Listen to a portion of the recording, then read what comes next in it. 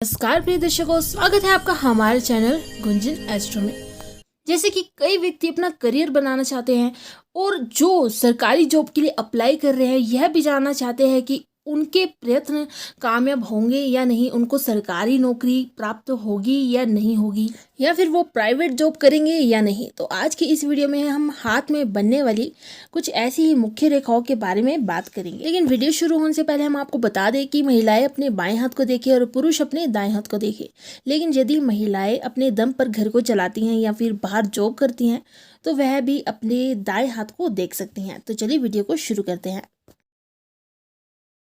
तो जैसे कि व्यक्ति की जन्म कुंडली में एवं उसके हाथ में उसके जो सरकारी पद से संबंधित जो भी कार्य होते हैं उसका कर्ता धर्ता सूर्य ग्रह होता है।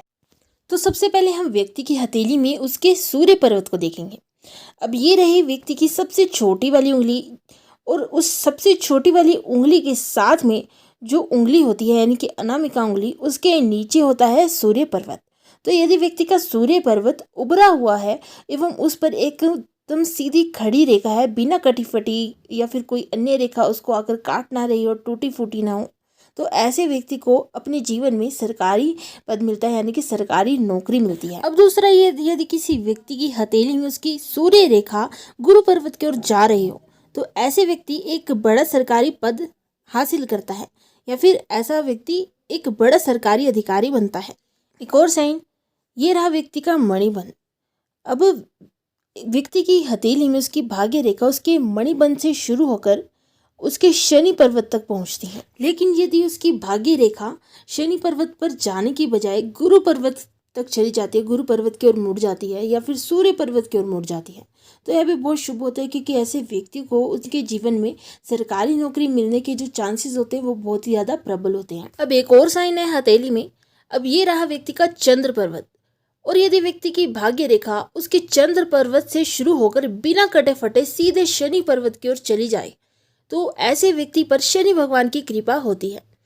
हस्तरेखा के अनुसार ऐसे व्यक्ति चाहे किसी भी प्रोफेशन में हो, इन्हें अपने जीवन के सारे ऐशोराम प्राप्त होते हैं।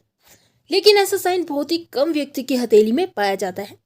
अभी व्यक्ति की भाग्य रेखा टूटी फूटी स्थिति में हो या फिर अन्य रेखाएं आकर उसको काट रही हो तो ऐसे में व्यक्ति की सरकारी नौकरी में बाधा उत्पन्न होती है। अब एक और ऐसा साइन है जो कि बहुत ही कम व्यक्ति की हथेली में पाया जाता है। अब ये रहा व्यक्ति का सूर्य पर्वत और ये रही उस पर सूर्य रेखा। अब इस सूर्य रेखा से एक रेखा निकलकर बृहस्पति पर्वत की ओर जा रही हो तो ऐसे व्यक्ति को उसके जीवन में उच्च प्रशासनिक पद मिलता है। ऐसी रेखा बहुत ही रेयर होती है। जो भी ये व्यक्ति अपने जीवन में पाना चाहे, सरकारी से संबंधित सरकारी नौकरी हो या फिर उच्च प्रशासनिक पद हो, नेता का पद हो या फिर राजनीति में, पॉलिटिक्स में, मतलब किसी भी तरह का इनको खिताब चाहिए, पद चाहिए, ये इनको प्राप्त हो जाता है।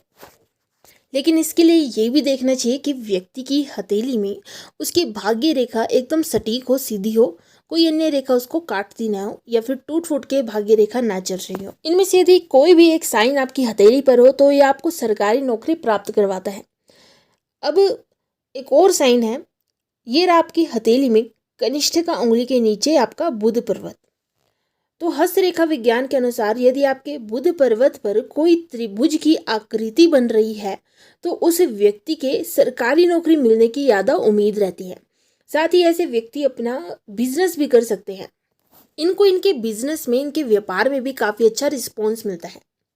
अब अगर आपके अंगूठे पर चक्र का चिन्ह है कुछ इस प्रकार से, तो इसका मतलब ये है कि आपकी सरकारी नौकरी लगे या नहीं लगे, लेकिन आप भाग्य के काफ़ी धनी रहेंगे क्योंकि ये साइन भाग्यशाली व्यक्ति की हथेली में पाया जाता है। आप जो भी काम करेंगे उसमें आपको सफलता हासिल होगी, आपको असफलता का मुख नहीं देखना पड़ेगा ज़्यादा।